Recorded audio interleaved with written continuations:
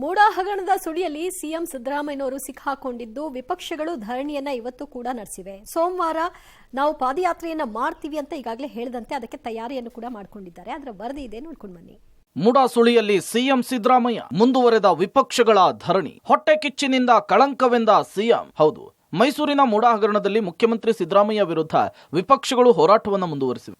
ನಿನ್ನೆ ರಾತ್ರಿ ಅಹೋರಾತ್ರಿ ಧರಣಿ ನಡೆಸಿದಂತಹ ವಿಪಕ್ಷಗಳು ಇವತ್ತು ಕಲಾಪ ಆರಂಭವಾಗ್ತಿದ್ದಂತೆ ಸರ್ಕಾರದ ಮೇಲೆ ಮುಗಿಬಿದ್ದಿವೆ.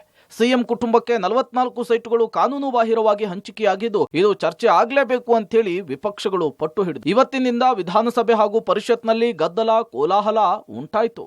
ಅರ್ಜನೊಪ್ಪಿಸುವುದು ರುದ್ರಪ್ಪಮ್ಮನ ಬಲಮಣಿ ಅವರು ನನ್ನ ಹೆಸರಿನ ಮುಂದಿರುವ ಅರ್ಜಿಗಳನ್ನು ಸದನಕ್ಕೆ ಒಪ್ಪಿಸುತ್ತಿದ್ದೇನೆ. ಈಗ ಚುನಾವಣಾ ಪ್ರಸ್ತಾವನೆ. ಮಾನ್ಯ ಅಧ್ಯಕ್ಷರೇ, ವಿಧಾನಮಂಡಲದ ವಿಧಾನಸಭೆಯ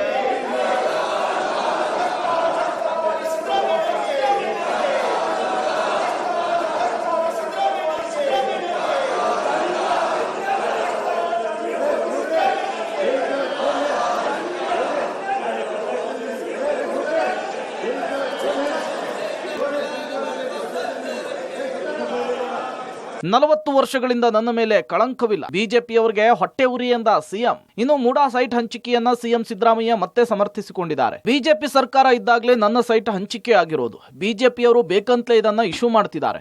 40 ವರ್ಷಗಳಿಂದ ನನ್ನ ಮೇಲೆ ಯಾವುದೇ ಕಪ್ಪು ಚುಕ್ಕೆ ಇಲ್ಲ. ವಿಪಕ್ಷಗಳಿಗೆ ಹೊಟ್ಟೆ ಕಿಚ್ಚಿನಿಂದ ಹಿಂಗೆಲ್ಲ ಆರೋಪ ಮಾಡ್ತಿದ್ದಾರೆ ಅಂತ ಹೇಳಿ ಸಿಎಂ ಸಿದ್ದರಾಮಯ್ಯ ದೂರಿದ್ದಾರೆ.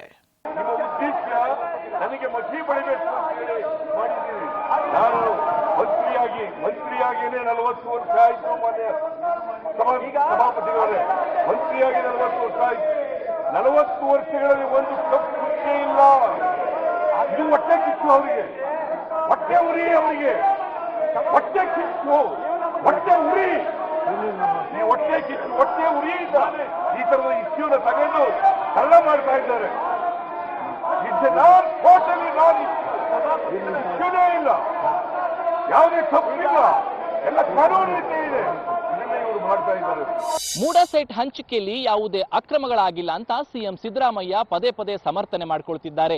ವಿಧಾನ ಪರಿಷತ್ನಲ್ಲಿ ಮಾತನಾಡಿದ ಸಿಎಂ ಸಿದ್ದರಾಮಯ್ಯ, ಬಿಜೆಪಿ ಅವಧಿಯಲ್ಲೇ ಮೂಡಾ ಸೈಟ್ ಹಂಚಿಕೆ ಆಗಿದೆ. ಸೈಟ್ ಹಂಚಿಕೆಯಲ್ಲಿ ಯಾವುದೇ ಕಾನೂನು ಉಲ್ಲಂಘನೆ ಆಗಿಲ್ಲ.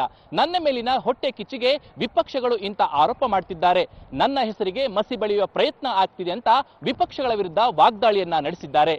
ಸೋಮವಾರದಿಂದ ಬಿಜೆಪಿ ಪಾದಯಾತ್ರೆ. ಬೆಂಗಳೂರು ಟು ಮೈಸೂರು ಪಾದಯಾತ್ರೆಗೆ ಪ್ಲಾನ್. ಇಲ್ಲಿಗೆ ಬೇಕಾದ್ರೂ ಹೋಗ್ಲಿ ಎಂದ ಡಿಕೆಶಿ.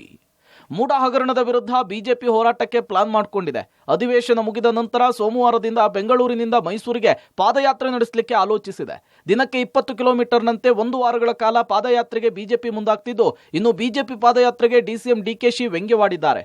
ಮೈಸೂರು ಯಾಕೆ, ದಿಲ್ಲಿವರೆಗೂ ಪಾದಯಾತ್ರೆ ಮಾಡಲಿ, ಅವರ ಬಣ್ಣ ಕೂಡ ಬಯಲು ಮಾಡ್ತೇವೆ ಅಂತ ಹೇಳಿದ್ದಾರೆ. ಎಲ್ಲ ವಿಚಾರ 2 ವರ್ಷದಿಂದನೇ ಬಿಜೆಪಿ ಕಾಲದಲ್ಲಿ ಇಂತ ಕೊಟ್ಟಿದ್ದಾರೆ ಅಂತ ಅವತ್ತಿಂದನೇ ಮಾತಾಡಬಹುದಾಯ್ತಲ್ಲ.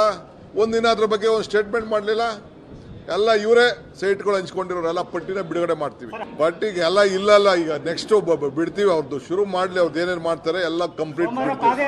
ಡೆಲ್ಲಿ ಗಂಟ ಮಾಡ್ಲಿ, ಯಾರು ಬೇಡ ಅಂತ ಹೇಳ್ತಾರೆ. ಅದಕ್ಕೆ ಮಾಡಕ ಆಮೇಲೆ ಪಟ್ಟಿ ಬಿಡುಗಡೆ ಮಾಡ್ತೀವಿ. ಪಾದಯಾತ್ರೆ ಪಾಲಿಟಿಕ್ಸ್ ಜೋರಾಗೆ ನಡೀತಾ ಇದೆ. ಸಿದ್ದರಾಮಯ್ಯ ಟಾರ್ಗೆಟ್ ಆಗಿರ್ತಕ್ಕಂಥದ್ದು ಬಿಜೆಪಿಗೆ ಅಷ್ಟೇ ಅಲ್ಲ, ಜೆಡಿಎಸ್ಗೂ ಕೂಡ ಟಾರ್ಗೆಟ್. ಹಾಗಾಗಿ ಬಿಜೆಪಿ ಮತ್ತೆ ಜೆಡಿಎಸ್ ಜಂಟಿಯಾಗಿ ಪಾದಯಾತ್ರೆ ಮಾಡೋದಕ್ಕೆ ಈಗಾಗಲೇ ಪ್ಲಾನ್ ಮಾಡ್ಕೊಂಡಿದ್ದಾರೆ. ಕುಮಾರಸ್ವಾಮಿ ಅವರ ಜೊತೆ ಒಂದು ಸಭೆಯನ್ನ ಫಿಕ್ಸ್ ಮಾಡ್ತಾರೆ. ಭಾನುವಾರ ಅಧಿಕೃತವಾಗಿ ಘೋಷಣೆಯನ್ನ ಮಾಡ್ತಾರೆ. ಅಂದ್ರೆ ಸೋಮವಾರ ಅಥವಾ ಬುಧವಾರದಿಂದ ಬೆಂಗಳೂರಿನಿಂದ ಮೈಸೂರಿಗೆ ಪಾದಯಾತ್ರೆ ಮಾಡೋದಕ್ಕೆ ಎಲ್ಲಾ ರೀತಿಯ ಪ್ಲಾನ್ ಮಾಡ್ಕೊಂಡಿರ್ತಕ್ಕಂಥದ್ದು.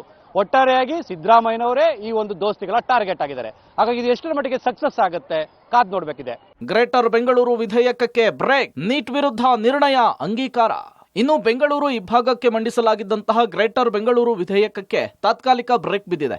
ವಿಪಕ್ಷಗಳ ಬೇಡಿಕೆಯಂತೆ ವಿಧೇಯಕದ ಚರ್ಚೆಗೆ ಸದನ ಸಮಿತಿ ರಚಿಸಲಾಗಿದ್ದು, ಚರ್ಚೆಯ ನಂತರವಷ್ಟೇ ವಿಧೇಯಕ ಅಂಗೀಕಾರಕ್ಕೆ ನಿರ್ಧರಿಸಲಾಗಿದೆ. ಈ ಬೆಂಗಳೂರಿಗೆ ಒಂದು ಹೊಸ ರೂಪವನ್ನು ಕೊಡಬೇಕು. ಬ್ರ್ಯಾಂಡ್ ಬೆಂಗಳೂರು ಆಗಬೇಕು. ಜನಸಂಖ್ಯೆ 1,40,00,000 ಆಗಿದೆ.